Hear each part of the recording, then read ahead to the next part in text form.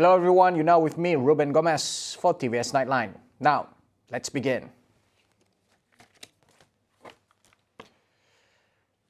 The 12th Sarawak state election will see campaigning activities begin tomorrow, with the nominations of candidates at 82 nomination centres statewide starting at 9 a.m. in an effort to reduce the risk of COVID-19 infections. The Election Commission says that only candidates, their proposers and seconders will be allowed to go to the centres and enter. The Commission also said that gatherings and processions of supporters of candidates to nomination centres tomorrow is not allowed. The nomination papers can be submitted in 1 hour from 9 to 10 a.m. to the returning officers at the nomination centres. Candidates representing political parties are reminded to bring along the letters of appointment from the parties that they are representing and submit them together with the nomination papers. Candidates and political parties are allowed to campaign for 12 days until 12 midnight on 17 December before voting day on December 18th. Early voting will be held on December 14th. This year's state polls will witness a large number of eligible voters, including members of the Army, police and voters from overseas. The Election Commission is allowing physical campaigns for the 12th Sarawak state election at constituencies that have low internet connectivity. According to the Commission, they identified 64 constituencies as having internet coverage of lower than 4G. The approval was mentioned in the Commission's latest Standard Operating Procedure (SOP) for COVID-19 prevention to be implemented for the upcoming state polls. However, the Commission said organisers, secretaries, candidates and speakers need to undergo RT-KAG self-test and must be fully vaccinated before giving talks or speeches. The test should be taken at their own operation rooms and must be recorded in MySejahtera or a logbook. The SOP also said that only individuals who had been fully vaccinated are allowed to attend campaign rallies. Here are the 64 constituencies that were identified as having low internet connectivity.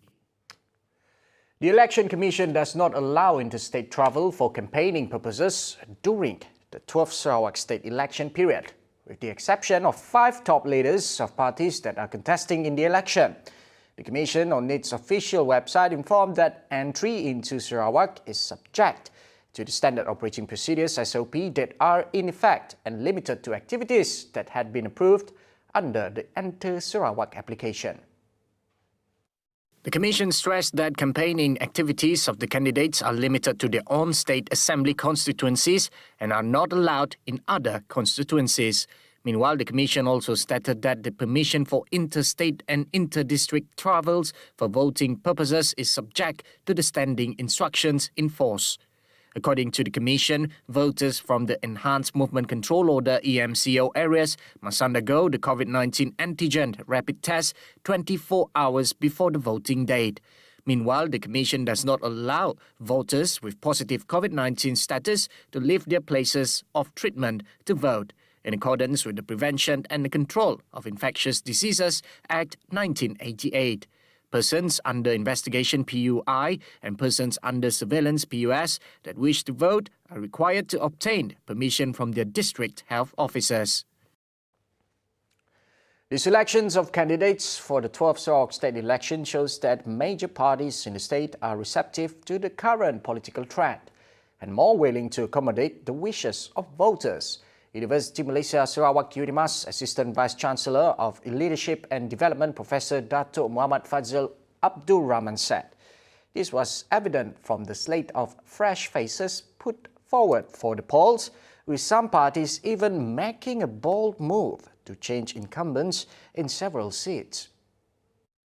Adding to that, he said candidates nominated by the parties have been vetted to ensure a win. For instance, Gabungan Party Sarawak's GPS decision to introduce new faces from among youth and women representatives. Previously, GPS Chairman Dato' Patinggi Tan Sri Abang Johari Tun Openg had announced that 24 new faces would be among the 82 candidates to be fielded by the coalition in the polls. Apart from GPS, parties like DAP, PKR, Amanah, PAS, Parti Aspirasi Rakyat Sarawak, and Parti Bumi Kenyalang have also named their candidates for the polls. Nomination for the polls is tomorrow, while early voting is on December 14 and polling on December 18. Sarawakians are urged to continue pledging their support for GPS in return for prolonged growth and development of the state. Prime Minister Datuk Sri Ismail Sabri Yaakob said, under the coalition of GPS, which consists of stable political parties, Sarawak can continue to progress as a developed and high-income state by 2030. Yang saya nak tekankan di sini bahawa pembangunan demi pembangunan boleh kita lakukan di Sarawak ini kerana hubungan yang akrab antara kerajaan persekutuan dan kerajaan negeri.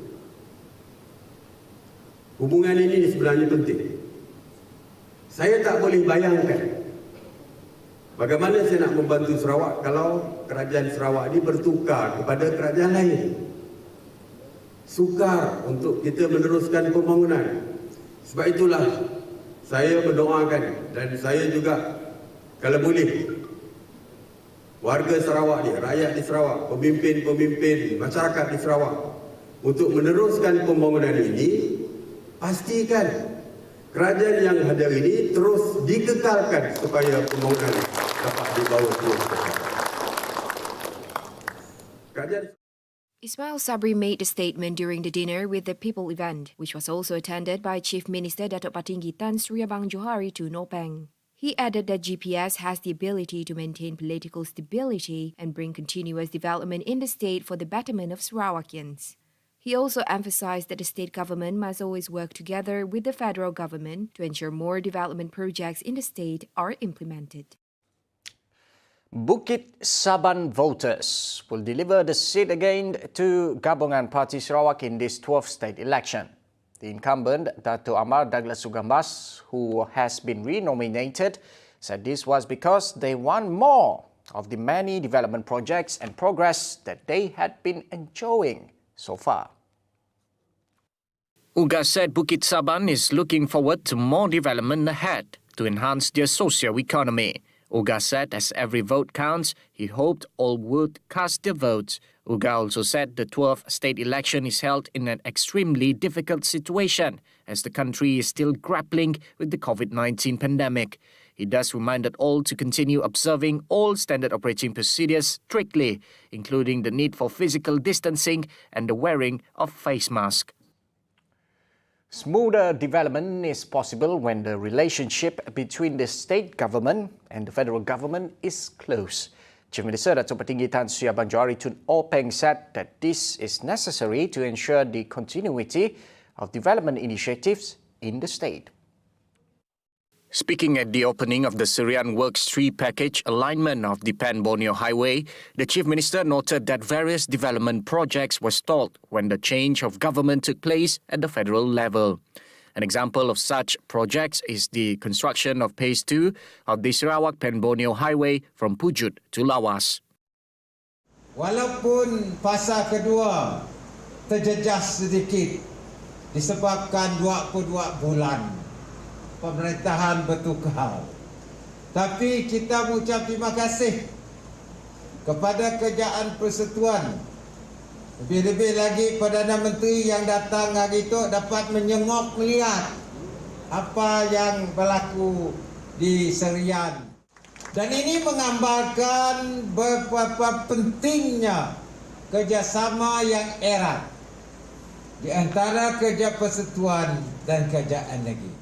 The construction of the second phase of the mega project was approved previously by the then federal government under the Barisan National Coalition but was cancelled by the Pakatan Harapan federal government after the 2018 general election.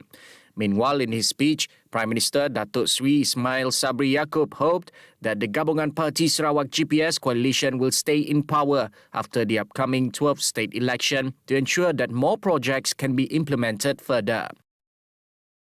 Saya berharap selepas ini, selepas beberapa hari, 2 minggu akan datang ini, selepas 2 minggu diumumkan, kerajaan GPS masih kekal sebagai kerajaan di Sarawak. Jadi saya percaya dengan ini barulah projek-projek dapat dilaksanakan dengan mudah untuk kepentingan rakyat di Sarawak. Once the construction of the second phase of the Syrian section is resumed, Syrian and its surrounding towns would enjoy improved road connections and greater economic development. The 700 million ringgit alignment of the Syrian sections of the Pen-Borneo Highway is 33.65 kilometer long and involves upgrading works on the federal road from the Syrian roundabout to Balai Ringin. The event was also attended by Senior Works Minister Datuk Sri Fadila Yusof. With the opening of the Syrian section of the Pen-Borneo Highway, economic sector around Syrian and its surrounding towns are expected to boom with more job opportunities in the offing. And this development can only grow with good relationships between the state government and federal government. I'm Dr. Salit with Farzar, TVS Syrian. To enable smooth development for Sarawak, the relationship between the federal and state government must always be safeguarded. Such scenario is proven as Sarawak has seen rapid development in current times. During the Leaders Meet People ceremony held on Saturday, Chief Minister Datuk Petinggi Tan Sri Abang Johari Tun Openg said the Keluarga Malaysia initiative has brought about unity and friendship throughout the country. Jadi ini adalah memberi makna kepada kita berapa pentingnya persahabatan dan juga setia kawan yang akrab di antara kerajaan pusat dan kerajaan negeri Sarawak. Hasil daripada kepercayaan dan keyakinan dua hala ini, maka negeri kita terus maju ke hadapan. Abang Johari, who is the candidate for the Gedong seat, also added that such a relationship could only be fostered with the Gabungan Party Sarawak government, which has not only established a politically stable state but have also implemented rapid development. The Sell Direct from the Farm JTDL and My Rakyat program run by the state government is meant to buy what local farmers produce and export them to overseas market. The program was initiated to assist local farmers and entrepreneurs in marketing their products and increase their income. Kita juga untuk akan terus mencari cara bagaimana meningkatkan hasil-hasil yang dikeluar, bagaimana dia dapat dibungkus dan dipackage dan diproses mengikut kehendak antarabangsa. Karena kita akhirnya kita mengharapkan bahawa produk-produk yang dikeluarkan oleh para peladang peternak dan petani kita dapat dijual bukan hanya di Sarawak, di Kuching, tapi ke luar negara. Uga added that the Bubuling Spau short takeoff and landing airport stall port will bring agricultural products from the surrounding area to a wider market. Jadi ini tujuannya itu adalah untuk memasarkan produk-produk bukan hanya di Spau tapi di kawasan food basket area dari Mekah hingga ke Betong. Uga also said that some infrastructure will be provided by the government and his ministry has discussed with Salkra about cow farming. To date, the government has allocated over 1.3 billion ringgit for agricultural development under the 11th Malaysian Plan.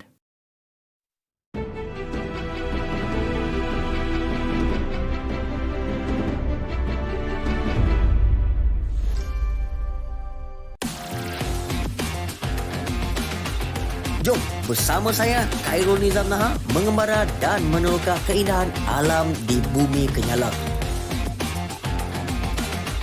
Mengambil masa 1 jam 30 minit depend dengan kita orang food-fitness.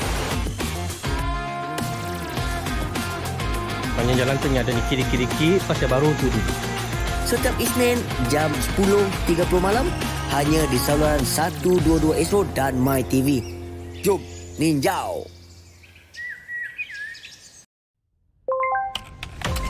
Dalam kita membangunkan aplikasi yang memberi kesejahteraan kepada negara, ada yang menyalahgunakannya. Sejak kebelakangan ini, terdapat peningkatan ketara dalam penyebaran maklumat atau berita palsu yang boleh menimbulkan kekeliruan dan kegusaran di kalangan masyarakat. Ancaman berita palsu tanpa verifikasi sumber, fakta dan maklumat memberi impak serta implikasi negatif kepada rakyat dan negara. Sebarang penyebaran berita palsu akan dikenakan tindakan undang-undang serta didakwa mengikut Seksyen 505 Kanun Keseksaan dan Seksyen 233 Akta Komunikasi dan Multimedia 1998. Denda maksimum RM50,000 atau penjara tidak melebihi 1 tahun atau kedua-duanya dan juga denda selanjutnya setiap hari kesalahan berjumlah RM1,000. Bersama, cegah berita palsu. Sebar fakta, bukan dusta. Tidak pasti, jangan kongsi. Awak jom pergi salon? Tengah makan lah ni. Apa kecoh-kecoh tu? Tak boleh nak berhenti makan lah. Bukan kau cakap nak diet ke? Sakit kepala. Nak jumpa doktor. Gayat lah. Kucing pun gayat ke? Malas nak layan. Jom saksikan Pusat setiap Jumaat jam 12.30 tengah hari hanya di TVS, saluran 122 Astro dan My TV.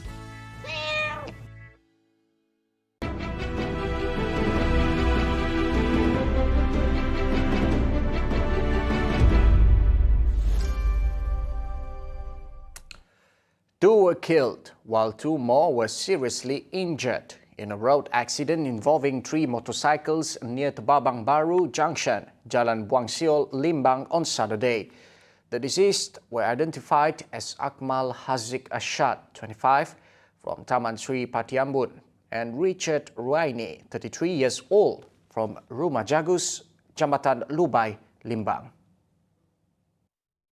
Sarawak Traffic Enforcement and Investigation Department Chief Superintendent Alexan Nagachabu said in the 10:45 p.m. incident, the 2 victims died at the scene of the accident while the other 2 were seriously injured.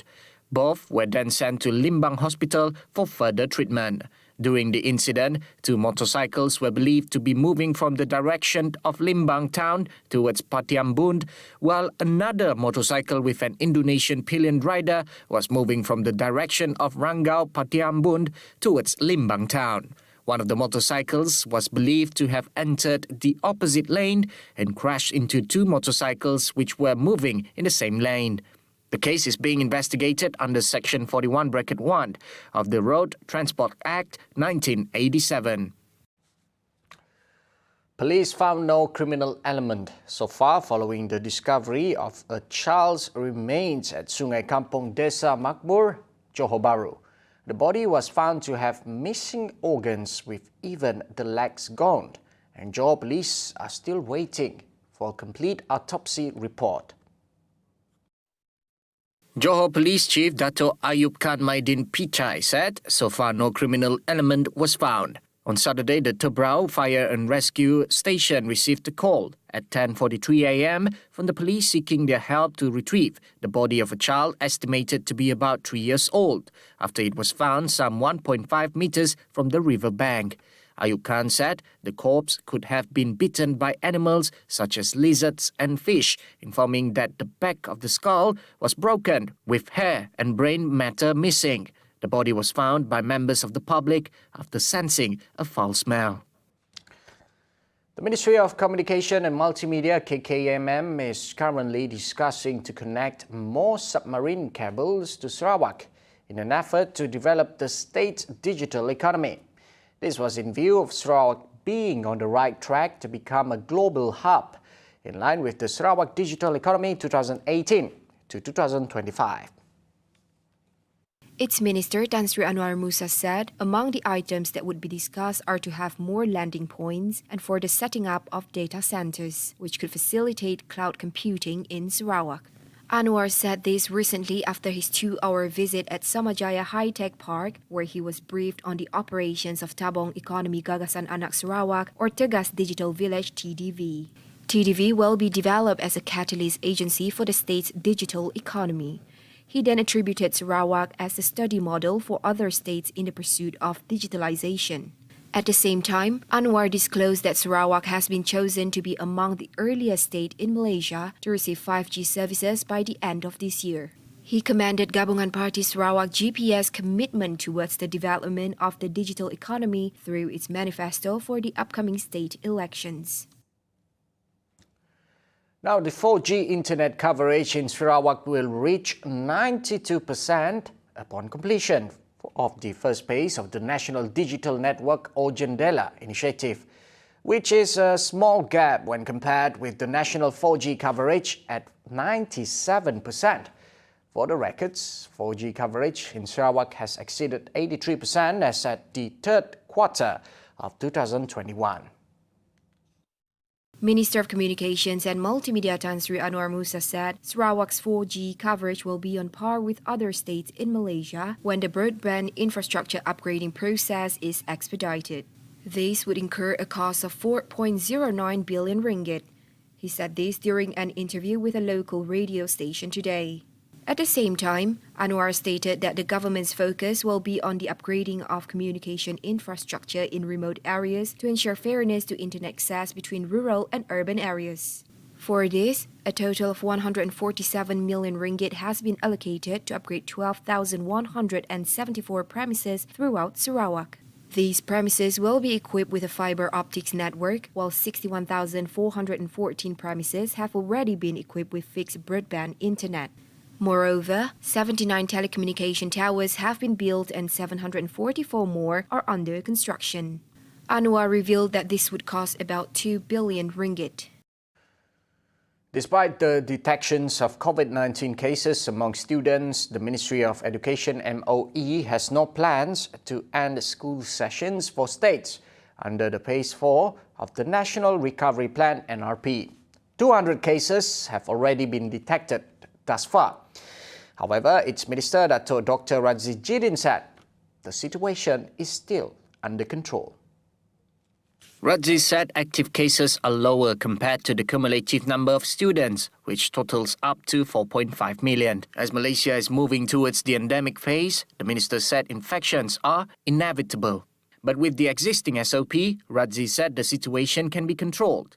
With regards to the year-end school breaks, Radzi disclosed that states in Group A, namely Johor, Kedah, Kelantan and Terengganu, will start their holidays on December 10th, whereas for states in Group B, consisting of Melaka, Negeri Sembilan, Pahang, Perak, Perlis, Penang, Sabah, Sarawak, Selangor and Federal Territories of Kuala Lumpur, Putrajaya and Labuan, the school breaks will start a day later.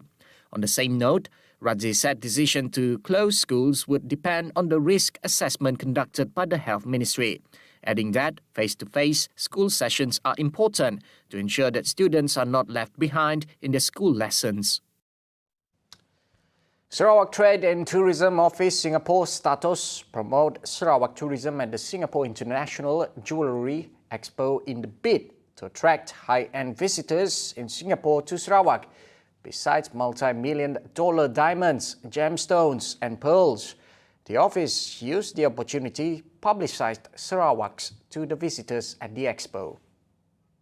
Statos Deputy CEO Ms. Putri Rosana Soraya in a statement said, visitors to this high-profile event are the perfect target audience for the office to encourage travel to Sarawak. A lucky draw session was held in the expo as part of a sponsorship by Statos in partnership with Mulu Marriott Resort and Sarawak Economic Development Corporation Tourism and Hospitality Group. Ms. Putri says that there will be a direct flight from Singapore to Kuching, following the recent establishment of the Vaccinated Travel Lane, VTL, from Singapore to Kuala Lumpur.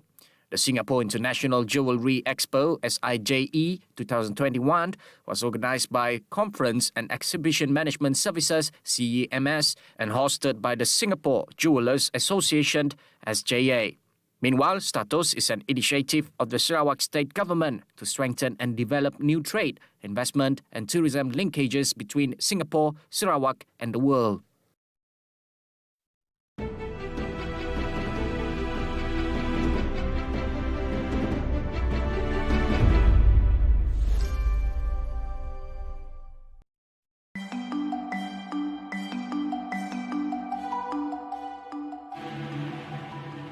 Batu Kitang, sebuah subbandar yang berkedudukan strategik kerana dikelilingi kawasan Kuching Utara, Selatan, Semarahan dan juga Bau. Pembangunan di kawasan ini didorong oleh pertumbuhan ekonomi yang pesat di Sarawak, lebih-lebih lagi di kawasan bandar. Kawasan Dun Batu Kitang yang berkeluasan 80 km persegi ini menempatkan lebih kurang 30,000 orang penduduk berlainan bangsa. Batu Kitang sememangnya mempunyai tarikan yang tersendiri. Kawasan ini terkenal dengan acara sukan air tahunannya iaitu Mini Regatta Batu Kitang. Di bawah rancangan Malaysia ke-12, projek menarik taraf, kapasiti loji nombor 2 dan loji nombor 4 di loji rawatan air Batu Kitang serta projek pembinaan sebuah loji rawatan air di Landeh juga sedang giat dijalankan yang keseluruhannya menelan kos RM1.2 bilion.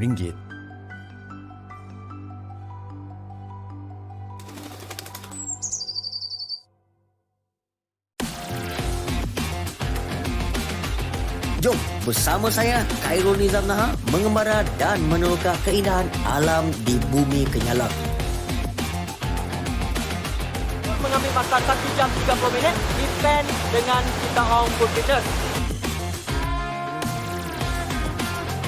Banyak jalan tengah dan kiri-kiri pasal baru tu dulu.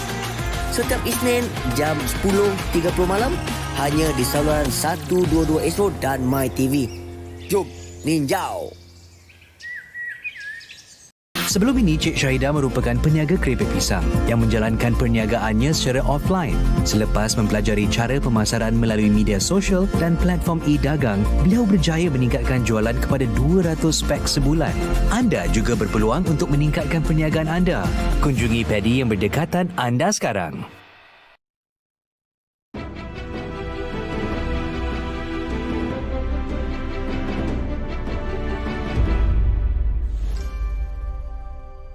Welcome back. 2 hippopotamuses at Antwerp Zoo have tested positive for coronavirus. The zoo said on Friday, December 3rd, in what they say is the first confirmed case for the species. Imani and Hermaine were only suffering mild symptoms, including a runny nose, but have been put into isolation, and their keepers, who have tested negative, are taking extra precautions, including face masks and frequent testing.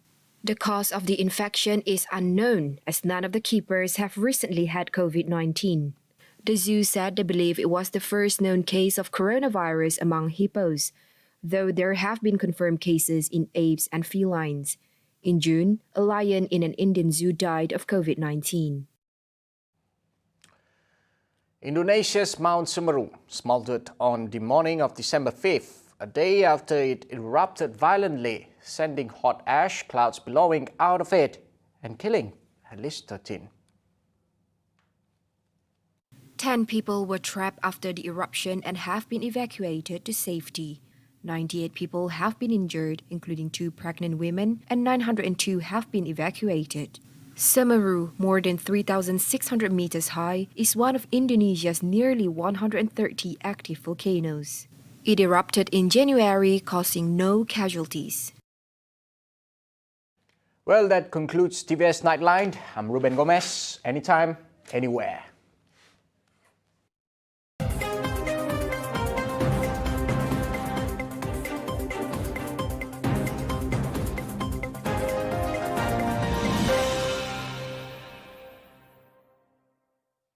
Pilihan Raya Negeri ke-12 Sarawak. 82 kerusi Dewan Undangan Negeri dipertandingkan. TVS membawakan data, analisis, persembahan menarik serta informasi tentang kesemua Dewan Undangan Negeri. Berita terkini dan komprehensif. Laporan wartawan di lokasi. Laporan Odlin Ketedi. Saya Peselajur. Saya Kaizari Afindi. Laporan Salasa Safia. Saya Lukman Muhammad. Laporan daripada saya Jessica Chung. Ruben Gomez. Saya Studawi. M. Haris Zainuddin. Untuk TVS. Untuk TVS. Sarawak Decides hanya di TVS saluran 122.